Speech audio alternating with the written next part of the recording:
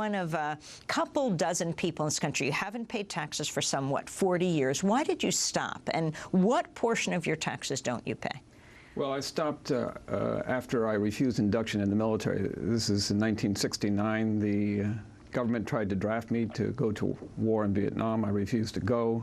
A year later, I thought, well, it's not good enough for me not to go and yet pay for others to go into the military. So I stopped paying the following year taxes to the IRS that eventually would help the government's war in Vietnam and subsequent wars. So what happened to you? What does it mean? How did you figure out, what exactly do you do on tax day? Well, I refused to pay 100% of my federal taxes, my federal income taxes. I pay Social Security, Medicare, state and local taxes, but none of the federal income taxes. But actually, in fact, I do pay them, just not to the IRS. I take the entire amount of money and reroute it to other organizations helping to build a better world rather than helping to kill people.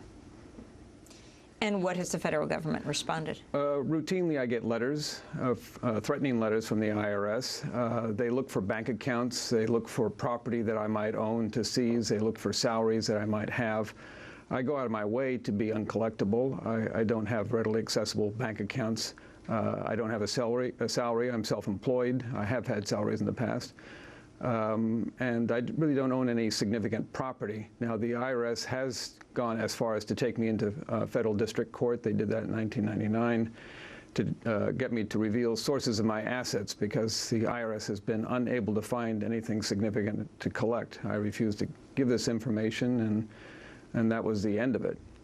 What did the judge do?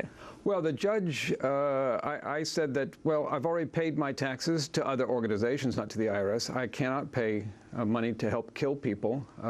And I didn't want to incriminate myself by giving this information to the IRS, potential criminal investigation. The judge ignored everything except for the latter part and said that I didn't have to give the information to the IRS because I might incriminate myself. On Friday, we spoke to Bishop Thomas Gumbel, retired Catholic bishop of Detroit. He's been a leading voice for peace, justice, and civil rights. He explained why he also refuses to pay his taxes. I feel a good portion of those taxes goes to our war budget, which is our so-called defense budget, but it's really a war budget. It's the largest of any nation in the world. And years ago, Pope Paul VI said the arms race, and that's what we are doing with our defense budget, is in itself an act of aggression against the poor. Using that money for weapons and strategies to use them, it is taking money away from the poor and causing them to starve. See, we should be using our natural resources and our wealth to promote development and to promote justice in the world. And when you have a world where there's such a gap between the rich and the poor and such huge numbers suffering because of that, the church has a real responsibility to use whatever income it can bring together. I mean, our nation has a responsibility to use its income to help development happen because that's the basis for peace. That is Detroit's retired auxiliary bishop, Tom Gumbel. He was in our studio for the hour on Friday. You can go to our website at democracynow.org to see the full interview with him. The National Campaign for a Peace Tax Fund is lobbying for a peace alternative for taxpayers. It would recognize the rights of conscientious objectors to war to not have to physically or financially contribute to war in any way. Alan Gamble of the National Campaign for a Peace Tax Fund explained how it would work. There would be a fund established within the federal treasury that would accept the money of designated or verified conscientious objectors to all wars. And they would get a receipt from the federal treasury, which they would attach along with their income tax forms when they send their taxes in. Then all of their taxes would go into this federal special trust fund, which would then be allocated out to whichever government programs needed it, with the exception of things with a designated military purpose, such as Department of Defense. That's Alan Gamble of the National Campaign for a Peace Tax Fund. Ed Hedemann, are you for such a fund? Well, I think it would be better that if such a fund existed, but I wouldn't participate in it because part of the reason that first, that fund would be, the government would determine who is acceptable as a conscientious objector to military spending. And I think it ought to be up to the individual, not up to the government to choose. But also, part of the reason I refuse to pay is I want to be an irritant to the government. I want to make a protest that can't be ignored.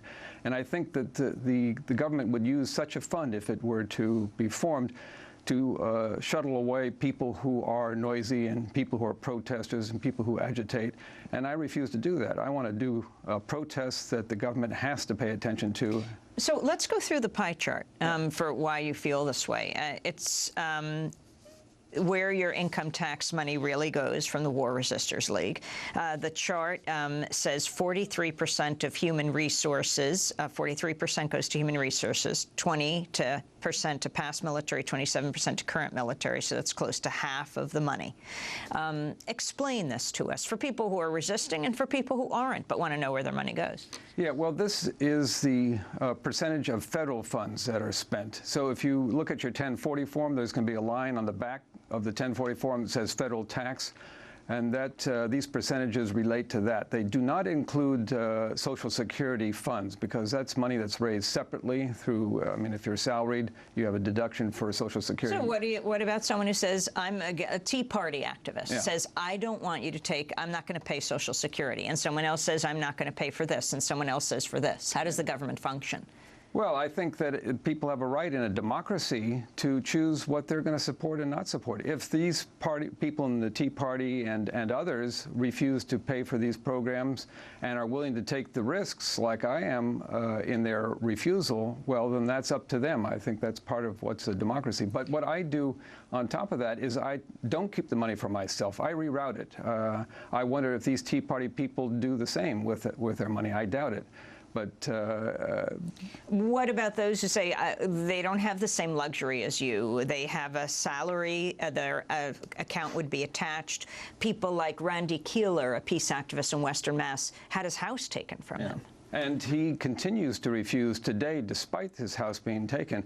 I think that's the risk you take. But to me, part of the issue is that the protest is as important as how much money is resisted. And I think that there are people who are war tax resistors that do have their salaries seized, but they continue to protest despite that because the point of refusing to pay, from my point of view, is protesting. Let's go back in history to Henry David Thoreau, 1847.